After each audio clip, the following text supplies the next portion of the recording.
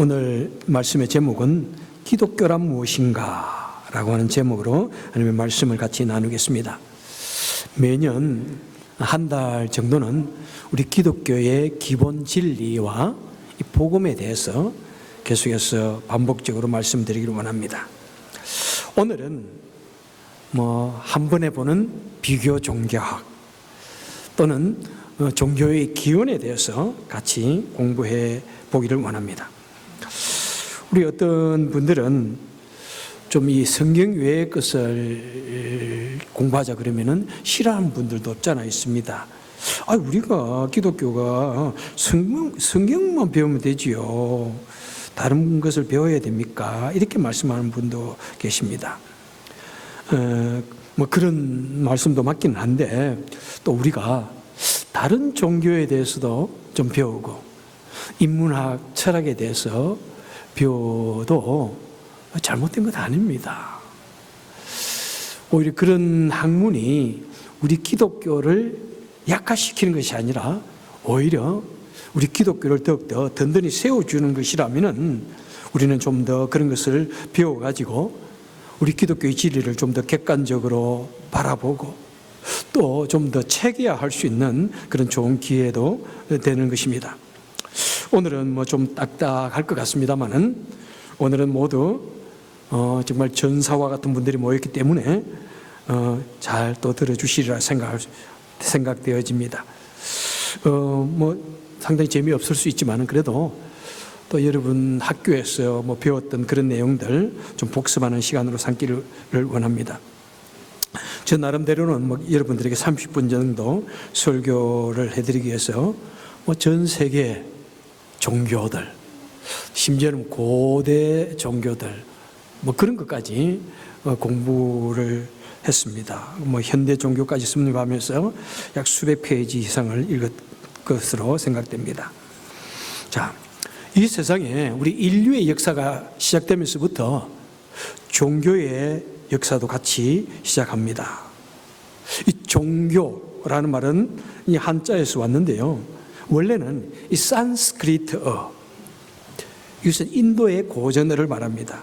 산스크리트어, 곧 인도에서 불교가 생겨가지고 그것이 중국으로 들어왔는데 그래서 중국에서 그 단어를 이제 만든 것이 종교라는 단어입니다.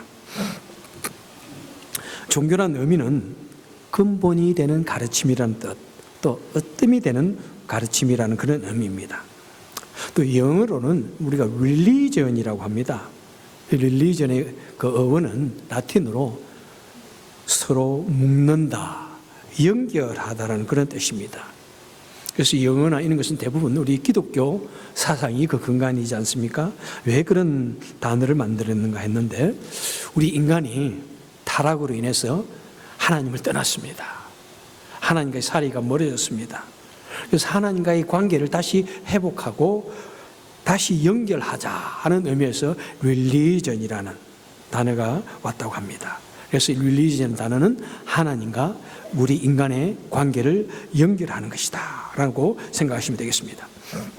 그래서 종교라는 것은 뭐냐면은 이 초월적인 어떤 존재 또 영적인 그런 존재에 대해서 믿음을 가지는 것을 말하고 우리 그 공동체들이 함께 공유하는 그런 신앙 체계 또 문화 체계를 말합니다. 이 세계에는 수많은 종교가 있습니다. 특별히 우리가 잘 알고 있는 거대 국가들, 자기들 나름대로 굉장한 그런 종교들이 있었습니다. 그리고 그 종교를 통해서 정말 그 자신의 백성들을 또 정치하고 지배하고 다스리는 그런 역할도 얼마나 많이 했는지 모릅니다. 그러니까 이집트나 메소포타미아, 페르시아 이런 거대한 나라들이 고대에 다 종교가 있었습니다. 그런데 이런 고대 국가들의 종교는 오늘날 거의 다 소멸되어졌습니다. 왜 소멸되어졌는지 그런 것도 한번 생각해 볼 수 있는 시간 되시길 바랍니다.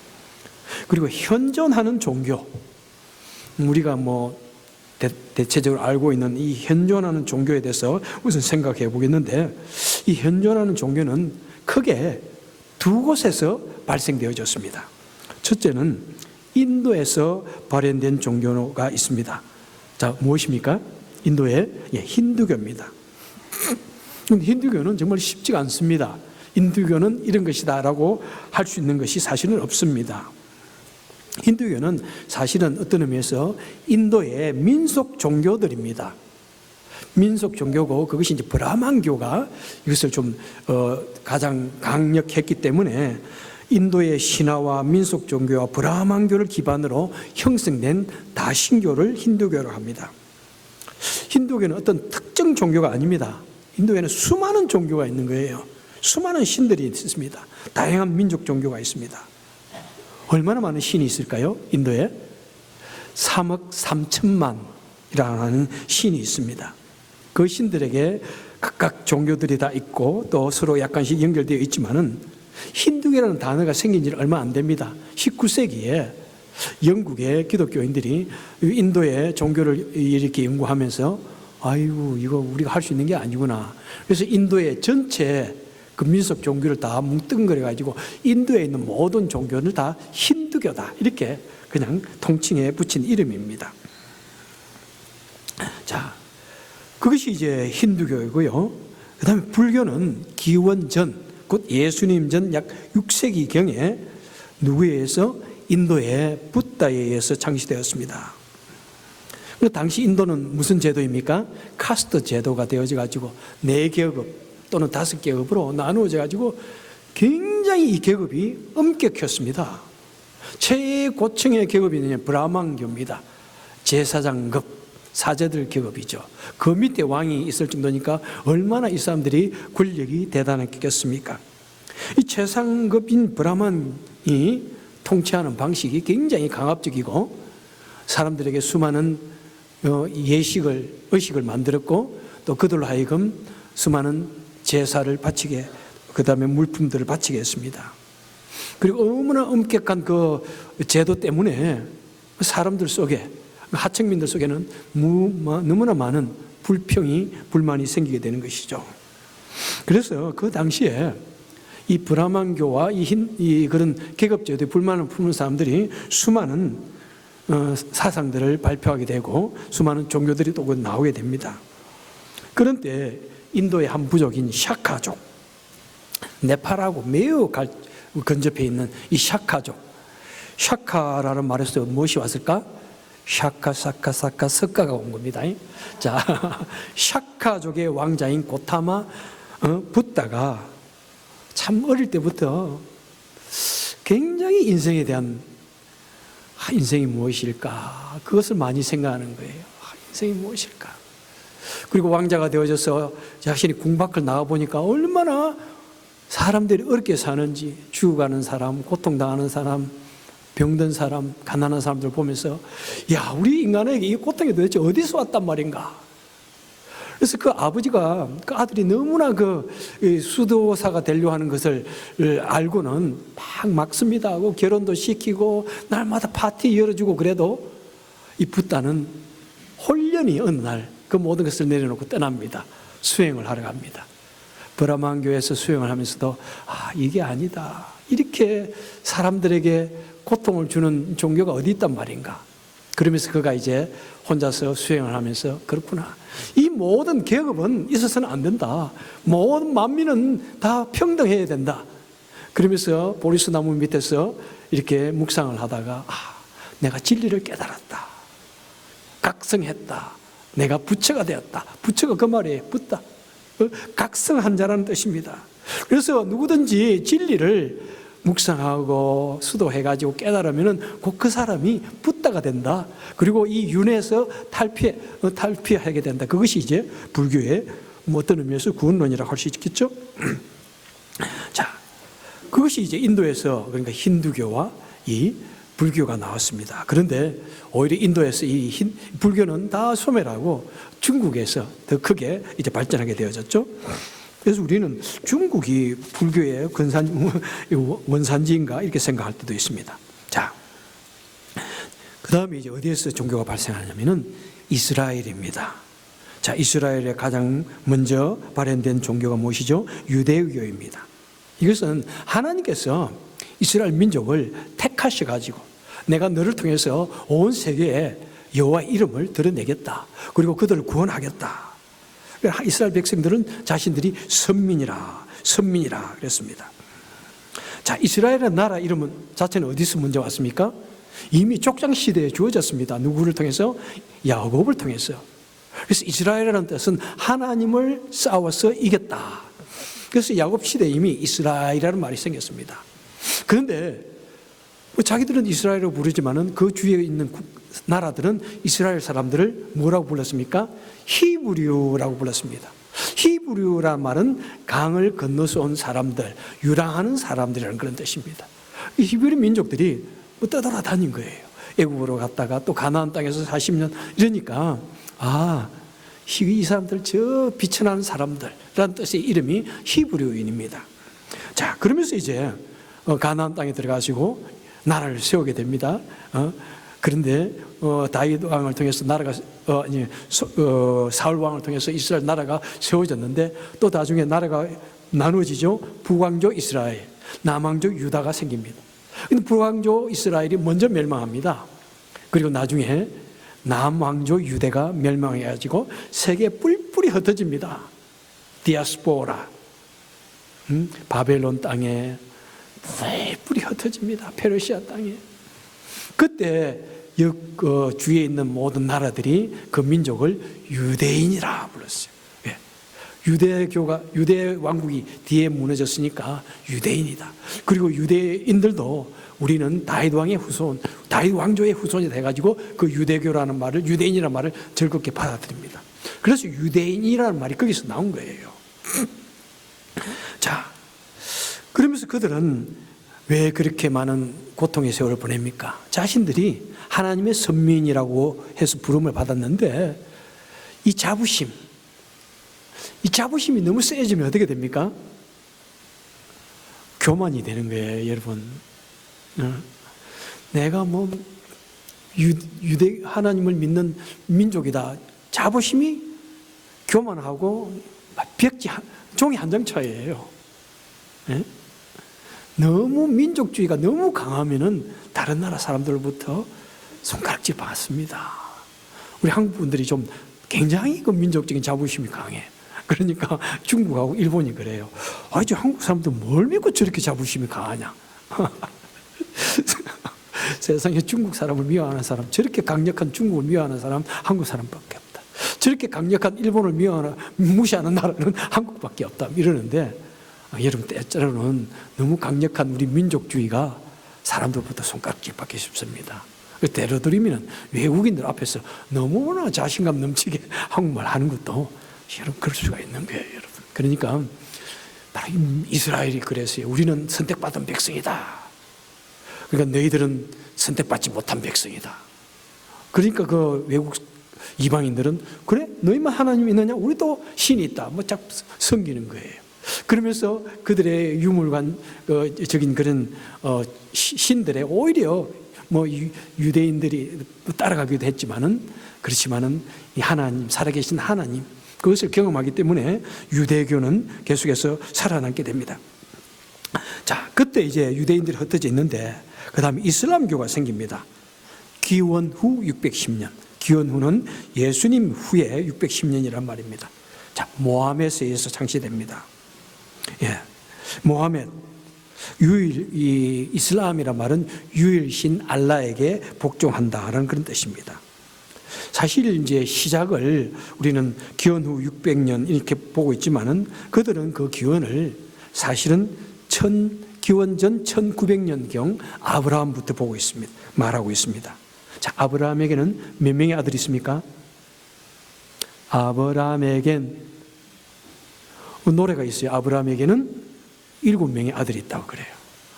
그런데 참 우리가 어릴 때 그 노래를 주일학교에서 배웠는데 그 원래 노래는 뭐냐면은 똥보 아저씨 집에는 7명의 아들이 있었는데요. 그 동료예요. 그 동료를 우리 기독교 아브라함이라고 붙였는데 조금 더 연구하고 붙여야 되는데 아브라함이 몇 명의 아들이 있어요?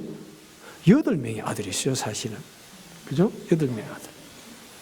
아브라함에 혹시 그런 노래 아이들에 가르칠 일이 있으면은 아브라함에게는 8명의 아들이 있었는데요. 이렇게 가르치셔야 돼요.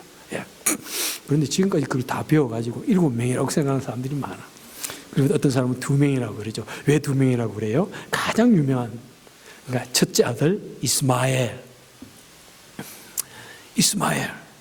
하나님께서 사라를 통해서 아들을 주시겠다고 그랬는데 아브라함이 그것을 잘 믿지 못했어요. 그래서 그러면은 그 사라의 여종인 하갈을 통해서, 그러니까 사라가 그렇게 생각한 거예요. 내가 아이를 못 낳는구나. 내 여종을 통해서 아이를 가지세요. 그래가지고 자신의 여종을 아브라함에게 보냅니다. 그래서 얻은 아들이 이스마엘이에요. 그런데 이스마엘은 하나님께서 처음에 계획하셨던 약속의 아들이 아닙니다. 그리고 99세, 100세에 하나님께서 사라를 통해서 약속의 아들 이삭을 주십니다.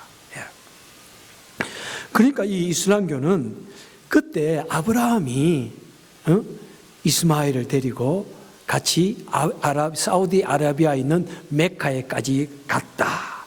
그곳에다가 이제 신전을 세웠다. 그 신전이 유명한 카바 신전입니다. 그래서 지금도 이스라엘 사람들은 이 메카에 가서 1년에 한 번, 그죠? 성지 순례하면서 예배를 드리는 것이 그들의 굉장히 중요한 그 일 중에 하나입니다. 바로 그곳이 아브라함이 이스마엘과 같이 가서 세운 신전이라고 그들은 주장합니다. 그런데 그들이 아브라함의 그 정통적인 신앙을 따라가지는 않죠. 이스마엘은 아브라함을 떠납니다. 그리고 자신들 나름대로 이제 신앙을 가지게 되죠. 자, 정통적인 아브라함으로부터 계속적인 교육을 받지 않게 되니까 그들 나름대로 수많은 우상들을 섬깁니다. 그리고 바람에 들려서 여호와 하나님은 살아계신다. 이것을 바람결에 그냥 듣고 배우는 정도예요. 그러면서 그들 나름대로 사실은 신앙생활을 하게 됩니다. 그러면서 사실 수많은 우상들도 같이 자신의 그 신전에 360개에 되는 신들을 섬기면서 이슬람 나름대로 섬기게 됩니다. 그런데 이제 기원 후, 예수님 이후에 600년경에 모하멧이라는 사람이 태어나는데 어릴 때 너무너무 힘들게 살아요. 부모님도 어릴 때 다 돌아가시고, 그리고 청년이 되어져서 어느 집에 집사로 들어갑니다. 과부, 굉장한 부자 집에, 과부집에 집사로 들어갔는데 이 마호멧이 장사 수완이 너무 좋은 거예요. 그냥 정직하고 성실하게 일해가지고 이 집을 대부자로 만듭니다. 그러니까 그 과부가 모하멧에게 반합니다. 청혼을 합니다. 그리고 모하멧이 그 청혼을 받아들여가지고 이제 대부자가 되는 거예요. 그리고 이 모하멧은 굉장히 많이 정말 진리가 무엇인가에 대해서 기도하고 묵상하고 합니다. 그러는 과정에 기독교 여러 가지 단체들을 만나게 됩니다. 그런데 아쉽게도 기독교의 정통적인 단체가 아니라 이단으로 몰려있는 네스토리아파, 그 다음에 신비주의에 빠져있는 그런 사람들을 만나서 교제를 합니다. 그런 중에 어느 날 모하멧이 신비한 중에 어떤 영적인 음성을 듣게 됩니다. 너무너무 놀란 거예요. 막 하늘에서 우레가 치듯이 말하니까 너무 놀라가지고 집에 떨고 있는 중에 그 신비주의 기독교인을 만납니다. 그랬더니 그 신비주의 기독교인이 모하멧에게 말하기를 당신은 가브리엘의 천사 가브리엘의 음성을 들었습니다. 당신은 예언자입니다. 이렇게 말합니다. 그 말을 듣고 이제 모하멧이 각성을 하는 거죠. 그렇구나. 내가 이슬람을 바르게 해야 되겠다 해가지고 모든 우상들을 다 무너뜨리면서 유일신 하나님을 믿어야 된다. 유일신 하나님이 아라비아 말로 알라라는 말이에요. 그러니까 한국에 있는 이슬람 교도들이 그들의 경전에는 그 하나님이란, 그 알라라는 말을 하나님이라는 말로 이렇게 번역을 합니다. 그러니까 사실 알라라는 여호와 하나님의 말, 사실은 같은 그런 의미에서 사용을 하고 있는 것이죠. 그래서 그들은 이슬람이 아브라함 당시에 이미 있었다. 그래서 모든 유대교와 기독교의 원래는 원시작은 이슬람이다. 그런데 잘못해가지고 유대교가 생겼고, 그 다음에 유대교가 잘못하니까 기독교가 생겼는데, 기도도 이거 엉터리다. 다시 우리 바른 알라신으로, 이슬람으로 돌아가야 된다. 그러면서 이제 모하멧을 따르는 수많은 사람들이 생기게 됩니다. 그래서 이제 그 우상을 처부수하는 과정에서 전쟁이 일어나게 되고, 그러면서 굉장한 힘을 얻어가지고 이제 이슬람교가 많이 전파되게 됩니다. 큰 아들 이스마엘의 그 후손들 대부분이 사실은 아랍 민족이라고 생각하시면 됩니다. 자, 그런데 이렇게 이슬람까지 이제 왔는데, 자, 아브라함의 두 번째 아들이 누구입니까? 이삭입니다. 자, 이삭. 이 아브라함을 통해서 이삭의 후손들은 하나님에 대해서 매우 정통적인 그런 신앙을 가지게 됩니다. 그렇지만 아까도 말씀드렸듯이 그들은 자신이 선민이다 해가지고 지나친 교만에 빠짐으로 말미암아 사람들을 복음화시켜야 되는 것을 생각지도 하지 못합니다. 오히려 그들의 원수가 되어집니다. 그러니까 세상에 조롱거리가 오래 되어지니까 그들은 하나님의 그 사명을 실패하게 되는 것이죠. 그래서 하나님께서는 새롭게 구원자를 보내십니다. 하나님께서 스스로 하나님의 아들이신 예수 그리스도를 사람의 모습으로 오셨는데, 그분이 곧 예수 그리스도인 것이죠. 예수 그리스도를 보내셔가지고 온 인류를 구원하기를 원하셨습니다. 인간을 구원하시기 원하셨습니다. 곧 예수 그리스도를 통해서 새롭게 탄생한 것이 바로 후대인들이 기독교인이라 이렇게 말하게 되어진 것이죠. 그런데 이 기독교, 유대인들에게도 결코 한정받지 못했습니다. 유대인들이 볼 때 이 기독교들은 이단의 무리입니다. 자신들의 그 권력에 대항하는 그 대제사장이나 바리새인이나 굉장한 그 기독교 지도자들, 유대교 지도자들을 대항하고 반항하는 그런 무리로 생각했습니다. 그래서 유대인들로부터 굉장한 박해를 받고 핍박을 받게 되고 쫓겨나게 되고 죽임을 당하게 됩니다. 그런데 유대교뿐만 아닙니다. 유대교와 로마가 이렇게 협력을 해가지고 이 기독교인들을 다 핍박을 합니다. 왜?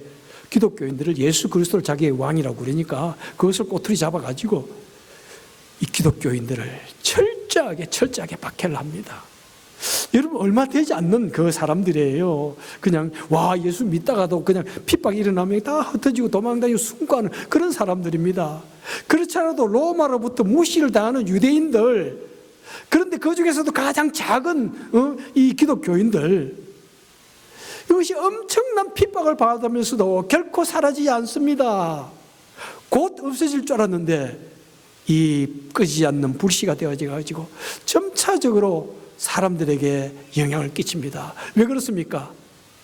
바로 그들이 고통을 당하고 온갖 어려움을 당하고 죽음을 당하지만은 그들은 그 고통 속에서 오히려 살아계신 하나님을 경험하기 때문입니다. 그들은 콜리세움에 불려져 가지고 수많은 사람들 앞에서 사람이 어떻게 죽는지 그들의 구경거리로 놀이거리가 되어져 가지고 죽임을 당합니다. 창을 던지고 그들에게는 아무것도 손에 주지 않냐고 저들은 창을 들고 그들을 살육합니다. 사자의 밥이 되게 하고 짐승의 밥이 되게 하고 추운 겨울에 얼어 죽이고 말려 죽이고 굶겨 죽이고 껍데기를 벗겨 죽이는 그런 엄청난 고통을 당합니다.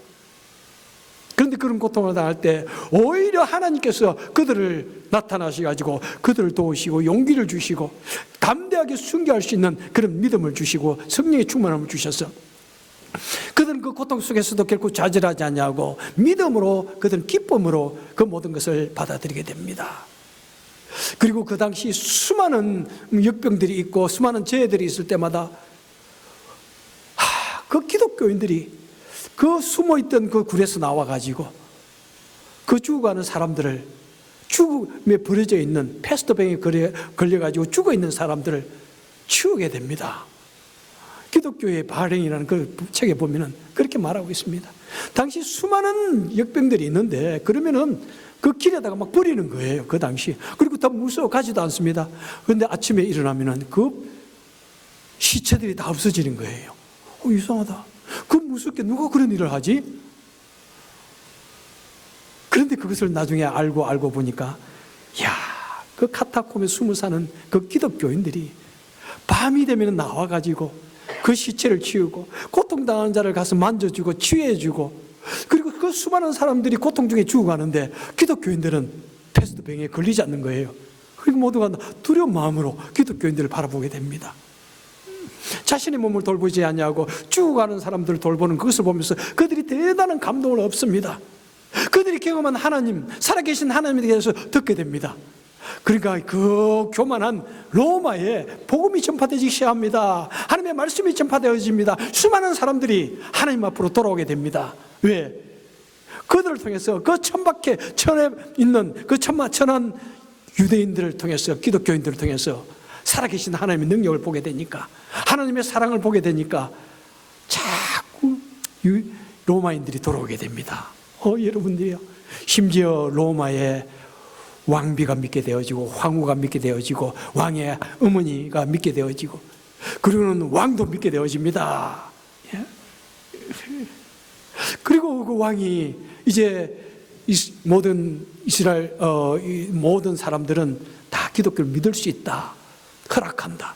밀라노 칙령 313년 칸스탄틴 대제. 그리고 그 어머니에 의해서 얼마나 기독교가 정말 부흥을 하는지 모릅니다. 그리고 그 이후에 이제 모든 로마 시민들은 기독교를 믿어야 된다, 기독교를 국교화하는 그런 일까지 생기게 됩니다. 여러분, 얼마나 놀라운 일입니까?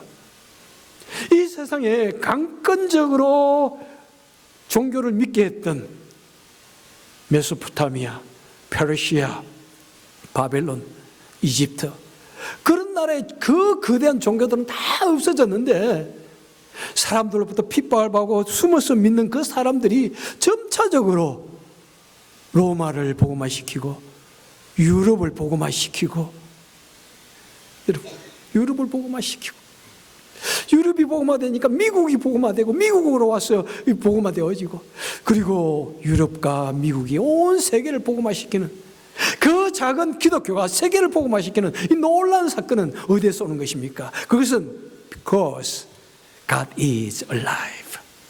God is real.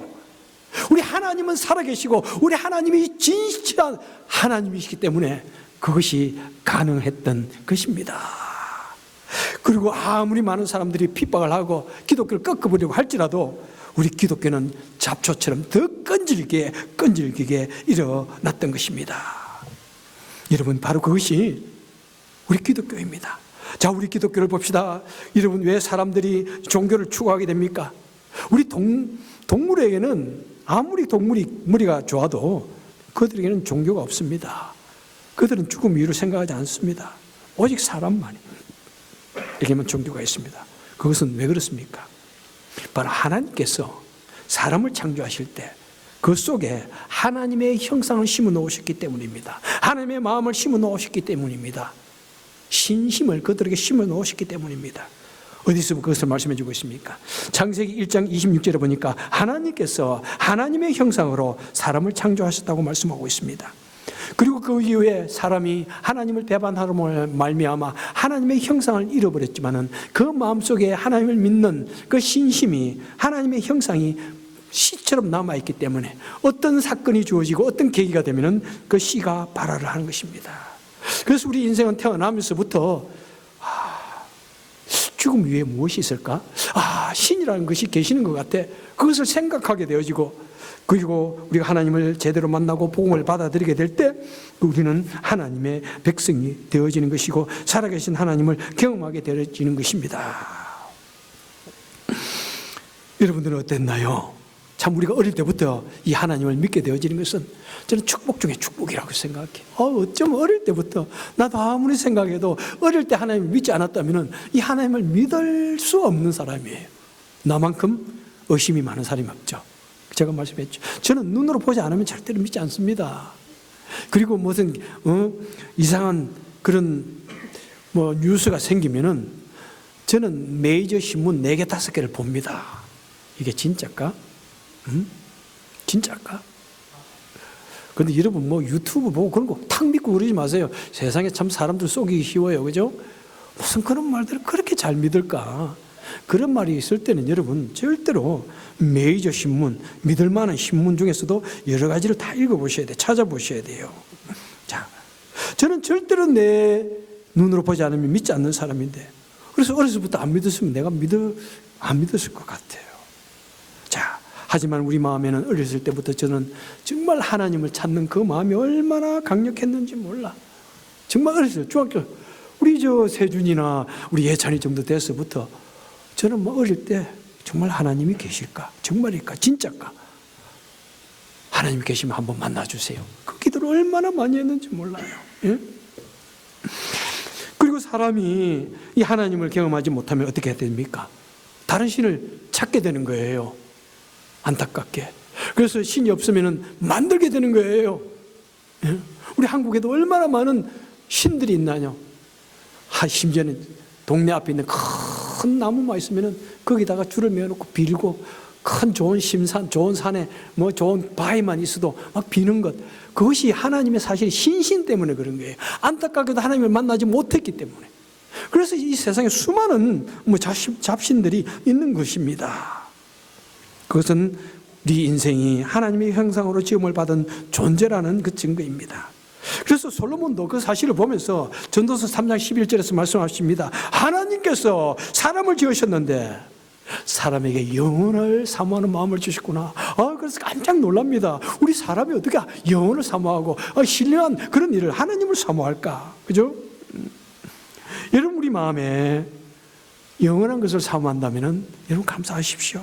그것 때문에 우리는 하나님께 가까이 가게 되는 것입니다. 하나님께 가까이 가는 하나의 트리거가 되는 것입니다. 죽음을 두려워하십니까? 바로 하나님께 가까이 갈 수 있는 놀라운 트리거가, 씨가 되는 것입니다. 여러분, 거룩한 마음을 추구하세요. 도덕적인 마음을 추구하시고 바르게 살기를 노력하십니까? 바로 그것은 우리가 하나님의 형상으로 지음을 받았기 때문에 우리 사람만이 그런 생각을 하게 되는 것입니다. 너무나 복된 마음입니다. 죄악으로 말미암아 고민하십니까? 너무나 복된 것입니다. 더욱더 하나님께 갈 수 있는 그런 찬스가 되는 것입니다. 고통으로 인하여 고통하십니까? 여러분, 아픔으로 인하여 괴로워하십니까? 바로 그때가 더욱더 하나님의 은혜 보좌 속에 가까이 가는 좋은 기회인 것입니다. 그런 마음들은 우리 하나님을 믿는 믿음의 시작이고 믿음의 발현인 것입니다. 그리고 그 믿음은 결국에는 우리로 하여금 예수 그리스도께 가게 하고, 그렇구나, 내가 아무리 노력하고 기도하고 그래도 내 속에 있는 이 죄성은 도저히 안 되겠구나, 절망감을 느끼게 됩니다. 그 절망감을 느낄 때, 그렇구나, 예수의 복음을 받아들일 때, 그렇구나, 내가 예수 그리스도 없으면 나는 아무것도 아니야. 내가 아무것도 아니야.